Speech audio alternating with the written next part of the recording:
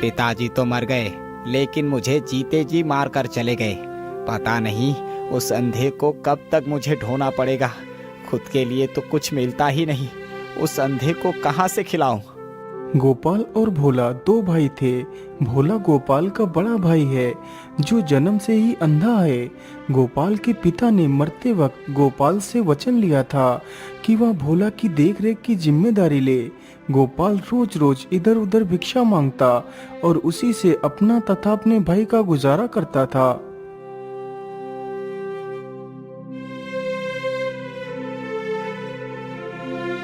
अरे माताजी, कुछ खाने को दे दीजिए। 3 दिनों से भूखा हूँ, कुछ भी नहीं खाया। अच्छा अच्छा रुको बेटा, मैं तुम्हें कुछ खाने को देती हूँ। इतना कहकर वो बूढ़ी महिला घर के अंदर जाती है और एक रोटी लेकर आती है। ये लो बेटा, मेरे पास एक ही रोटी बची है। कोई बात नहीं माताजी, ये एक रोटी ही मेरे लिए काफी है। इतना कहकर गोपाल उस रोटी को ले लेता है और वहां से चल पड़ता है।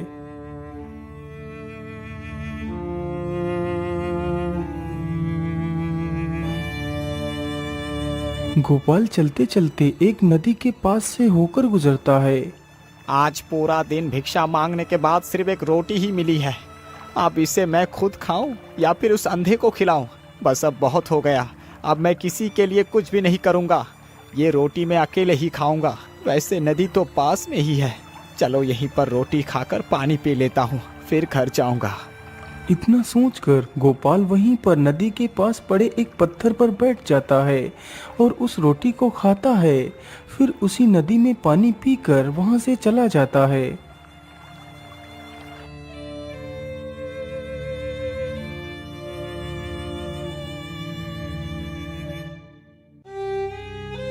अरे गोपाल, क्या आज फिर से तुम्हें कुछ भी नहीं मिला? अरे भाई, कुछ मिला होता तो घर लेकर नहीं आता क्या? चलो अब चुपचाप सो जाओ, अब कल देखेंगे कि क्या करना है।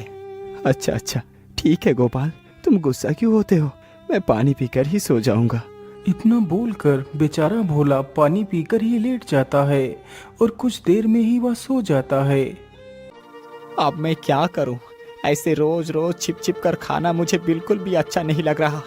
मुझे इस अंधे से छुटकारा पाना ही होगा। इसके लिए चाहे मुझे कुछ भी करना पड़े।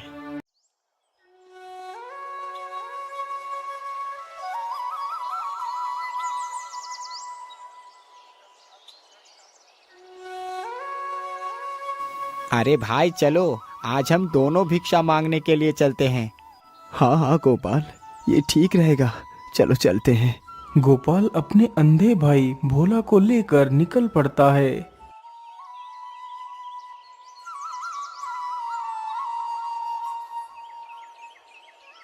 वह दोनों चलते चलते जंगल के बीच में पहुंच जाते हैं।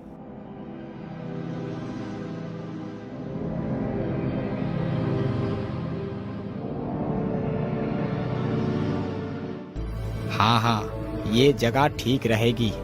मैं इसे यही पेड़ के नीचे छोड़कर चला जाता हूँ। यहाँ से तो ये अंधा कभी भी वापस नहीं आ पाएगा। एक ना एक दिन कोई जंगली जानवर इसको चट कर जाएगा। अरे क्या हुआ गोपाल, तुम रुक क्यों गए? अरे कुछ नहीं भाई, हम अब गांव के किनारे पर आ चुके हैं। मैं सोच रहा हूँ कि तुम्हें यही पेड़ के नीचे बैठा देता हूँ और मैं भिक्षा मांग कर ले आता हूँ।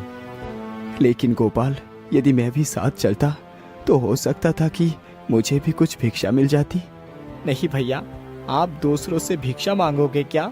मुझे बिल्कुल भी अच्छा नहीं लगेगा। इसीलिए आप यहीं पर रुको, मैं अभी भिक्षा मांग कर आ जाऊंगा। इतना बोलकर गोपाल वहां से चला जाता है।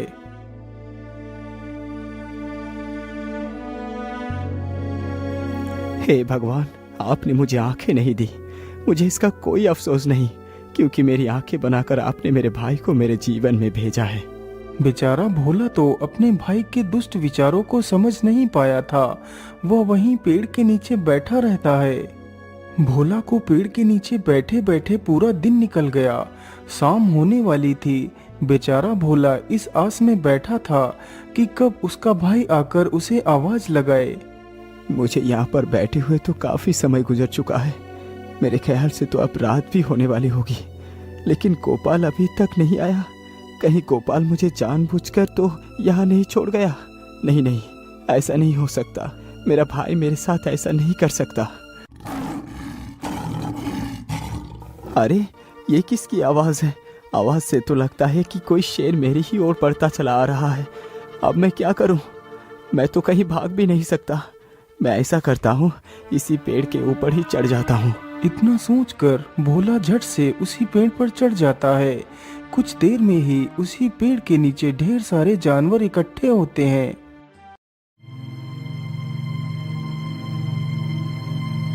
क्या सभी लोग इकट्ठे हो चुके हैं?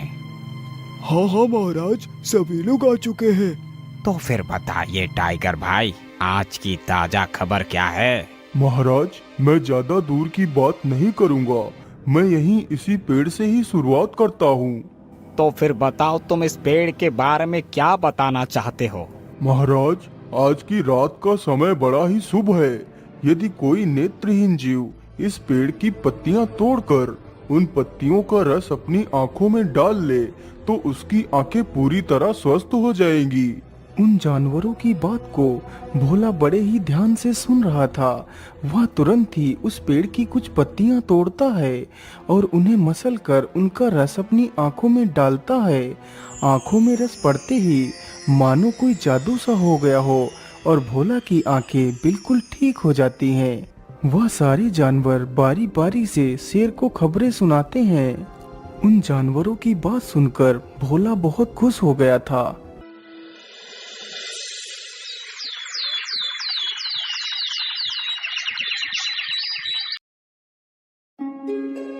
जैसे ही सुबह होती है तो उस पेड़ के नीचे से सारे जानवर जंगल के अंदर को जाने लगते हैं।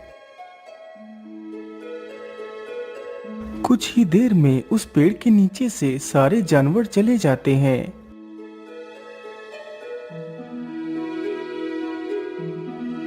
मुझे लगता है अब पेड़ के नीचे से सारे जानवर जा चुके हैं। चलो, अब मैं अपने काम के लिए निकलता हूँ। इतना बोलकर भोला पेड़ से नीचे उतर कर आता है और वहां से चल पड़ता है।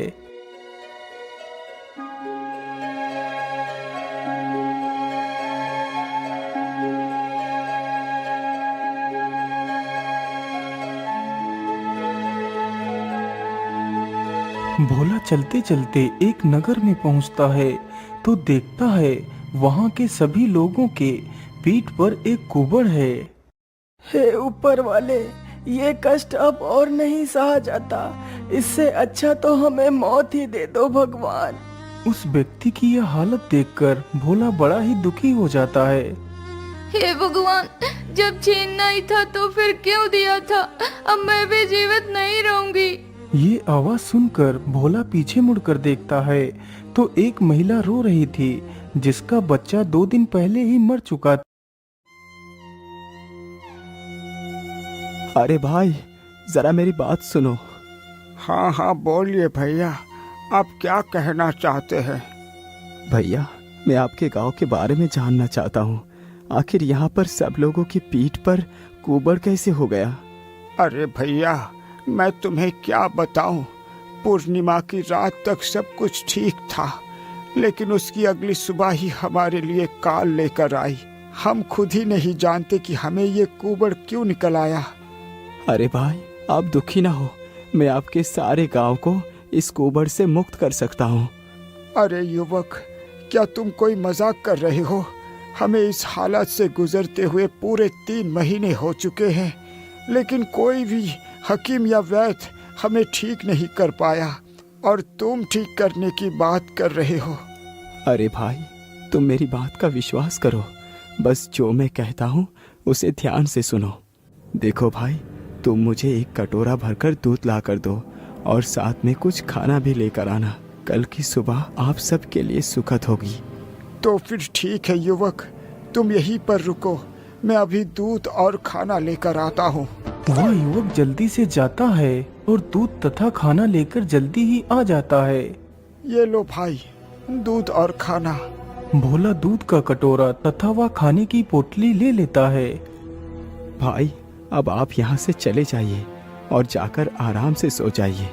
इतना सुनकर वह युवक वहां से चला जाता है। उसी दिन पूर्णिमा की रात थी। भोला उस खाने की पोटली में से खाना निकाल कर खाने लगता है।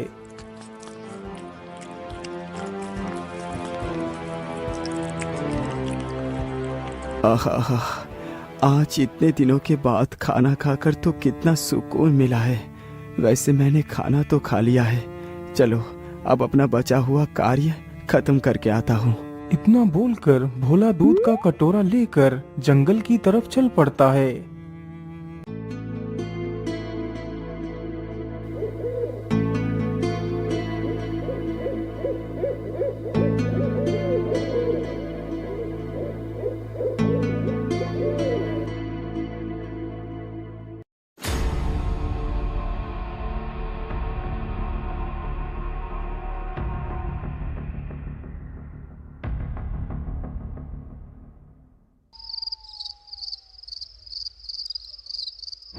हे सर्प देवता, आप वृक्ष से बाहर आओ।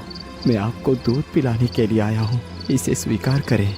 इतना सुनते ही सर्प वृक्ष के खोखले तने से बाहर आता है और उस दूध को बड़े ही चाव से पीता है। वाह वाह, इतने दिनों के बाद दूध पीकर तो मेरा मन पूरा शांत हो गया है। तुम कौन हो युवक, और तुम मुझे ये दूध पिलाने किस मकसद से आए हो? हे सर्प देवता, मुझे उन गांव वालों की तकलीफ देखी नहीं जा रही। आप उन्हें अपने श्राप से मुक्त कर दीजिए, बस मेरी यही इच्छा है। नहीं युवक, उस गांव के लोग बड़े ही क्रूर निर्दयी हैं, उनकी यही सजा है। सर्पदेव, गलती तो इंसान से ही होती है। वैसे कुछ लोगों की गलती की सजा आप पूरे गांव वालों को मत दीजिए, आप उन्हें क्षमा कर दीजिए। युवक, तुम मुझे बहुत अच्छे इंसान लगे, इसीलिए मैं तुम्हारी बात से इनकार नहीं कर सकता। जाओ युवक, मैंने पूरे गांव को अपने श्राप से मुक्त कर दिया। सर्पदेव, आपका बहुत बहुत धन्यवाद।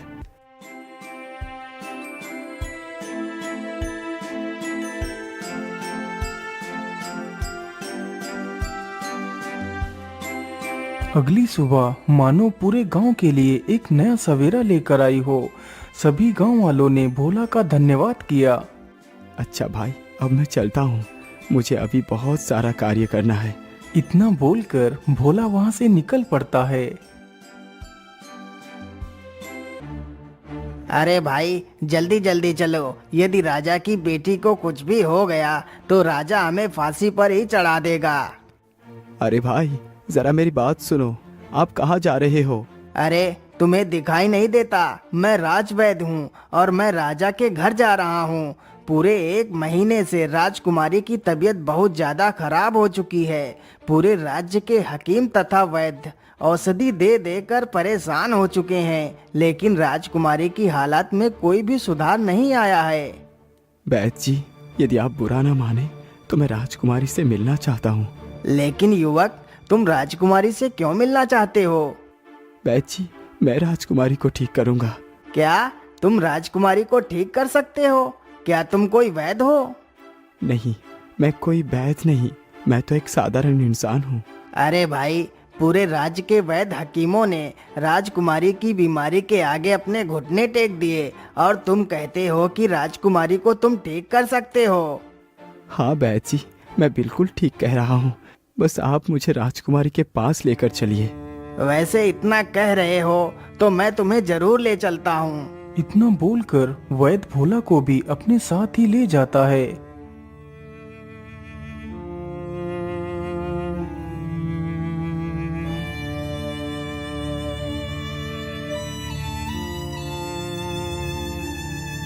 महाराज, इसका नाम भोला है। यह राजकुमारी को ठीक करने का दावा कर रहा है। अरे महाराज, मैं तो इस युवक को जानता हूँ, इसने ही हमारे पूरे गांव को कुबड़ेपन से मुक्त करवाया है। युवक, यदि तुम मेरी राजकुमारी को ठीक कर दो तो मैं तुम्हें इतना सारा धन दूंगा जो तुमने कभी अपने सपने में भी नहीं सोचा होगा। ठीक है महाराज, मैं राजकुमारी को अवश्य ठीक करूंगा, बस आप मुझे अपने बगीचे में ले चलिए। भोला की यह बात सुनकर सभी लोग बगीचे में पहुंचते हैं। महाराज, अब राजकुमारी को पलंग सहित यहाँ पर लाया जाए। सैनिकों, जल्दी से जाओ और राजकुमारी को लेकर आओ। इतना सुनते ही सैनिक जाते हैं और राजकुमारी को पलंग सहित उठाकर ले आते हैं। महाराज, इस पेड़ के नीचे खुदाई करवाओ। माली, पेड़ के नीचे खुदाई करो। राजा का आदेश होते ही माली पेड़ के नीचे खुदाई करने लगता है।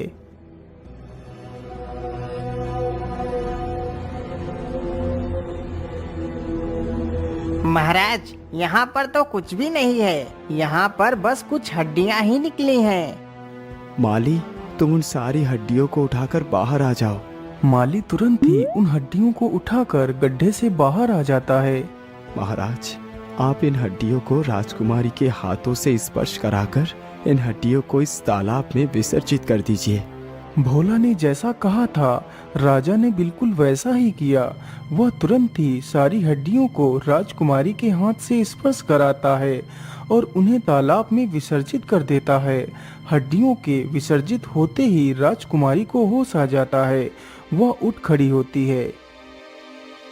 अरे पिताजी, क्या हुआ? आप सभी लोगों ने इतनी भीड़ क्यों लगा रखी है? कुछ नहीं बेटी, ये सारी भीड़ तुम्हें ठीक करने में ही लगी हुई थी, लेकिन अब तुम पूरी तरह स्वस्थ हो गई हो। वैसे युवक, तुमने ऐसा कौन सा जादू किया कि मेरी बेटी तत्काल ही ठीक हो गई? महाराज, मैंने कोई जादू नहीं किया। ये तो सब ऊपर वाले का खेल है, जो मैं उस पेड़ पर चढ़कर इन सारे रहस्यों को जान पाया। फिर भोला अपनी सारी कहानी राजा को सुनाता है। वैसे मैंने तो इस पेड़ की विशेषता बता दी। अब भालू, तुम बताओ, आसपास की क्या खबर है? अरे महाराज, नील नदी के उस तरफ वाला जो गांव है, वहाँ के सारे लोग श्राप के कारण कुबड़े हो गए हैं और वहाँ पर जो भी बच्चा पैदा होता है वो तुरंत ही मर जाता है। लेकिन भालू, ये सब कुछ हुआ कैसे? महाराज, उस गांव में एक कुबड़ा व्यक्ति रहता था जो बहुत दयालु था। वो प्रत्येक दिन एक सर्प को दूध पिलाने के लिए नदी के किनारे पर जाया करता था।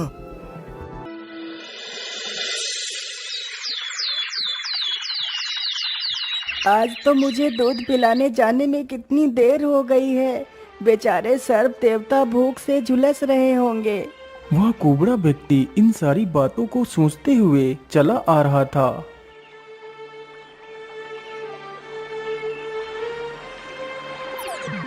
अरे दुष्ट कुबड़े, तूने सुबह सुबह अपनी मनहूस शकल दिखाकर हमारा दिन ही खराब कर दिया। हम तुझे जीवित नहीं छोड़ेंगे।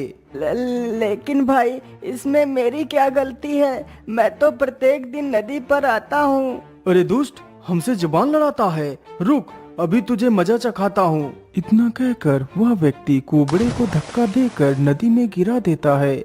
बेचारा कुबड़ा उसी नदी में डूबकर मर जाता है। तभी वहाँ पर वह सर्प भी आ जाता है। अरे दुष्टों, तुमने एक मासूम की निर्मम हत्या की है जिसमें इसका कोई दोष नहीं था। तुम सारे गांव वालों ने इसके कुबड़ेपन को मनहूस बताया था ना। जाओ, मैं तुम सारे गांव के लोगों को श्राप देता हूँ कि कल की सुबह तुम्हारे लिए काल लेकर आएगी। अब तुम्हें पता चलेगा कि दर्द क्या होता है। तब से लेकर आज तक उस गांव में सभी लोग कुबड़े हो गए हैं। लेकिन भालू भाई, क्या इस समस्या का कोई उपाय नहीं है? महाराज, इसका उपाय बस यही है। यदि कोई व्यक्ति पूर्णिमा की अर्धरात्रि में नदी के किनारे उस पेड़ में रहने वाले सर्पराज को एक कटोरा दूध पिलाए, तो सर्प दूध पिलाने वाले की सारी इच्छाओं को पूरा करेगा। व्यक्ति के कहने पर वो अपने श्राप से गांव वालों को मुक्त कर सकता है। वाह वाह भालू, तुमने तो कितनी रोमांचक खबर सुनाई है। महाराज, अब तो लगभग रात्रि भी गुजरने वाली है। अब आप भी कुछ नया सुना दीजिए। हाँ हाँ भालू, क्यों नहीं। हमारे राज्य के राजा की एकलौती राजकुमारी है। उसकी तबीयत खराब हुए पूरा 1 महीना हो चुका है, लेकिन कोई भी हकीम अथवा वैद्य उसको ठीक नहीं कर पाया है। लेकिन महाराज, राजकुमारी को ऐसी कौन सी बीमारी लग गई है कि वो ठीक ही नहीं हो पा रही? भालू भाई, इलाज बीमारी का होता है, लेकिन भूत प्रेत आत्माओं का नहीं। महाराज, आप कहना क्या चाहते हैं? भालू, आज जो राजा की पुत्री बनी है, यही राजकुमारी पिछले जन्म में राजा की माँ थी। उसने एक बिल्ली को मारकर अपने बगीचे में दफना दिया था। अब वही बिल्ली की आत्मा राजकुमारी को मारना चाहती है। लेकिन महाराज, क्या राजकुमारी को बचाया नहीं जा सकता? अरे भाई, राजकुमारी को बस एक ही तरकीब से ही बचाया जा सकता है।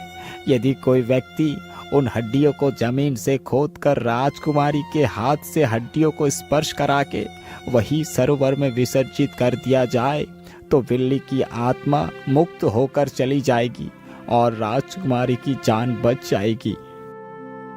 युवक, मैं तुम्हें बता नहीं सकता कि आज मैं कितना खुश हूँ। मंत्री जी, भोला को एक बैलगाड़ी भरकर सोना दे दी जाए। राजा का आदेश होते ही भोला को एक गाड़ी भरकर सोना दे दिया जाता है और उसे पूरे आदर सम्मान के साथ विदा कर दिया जाता है।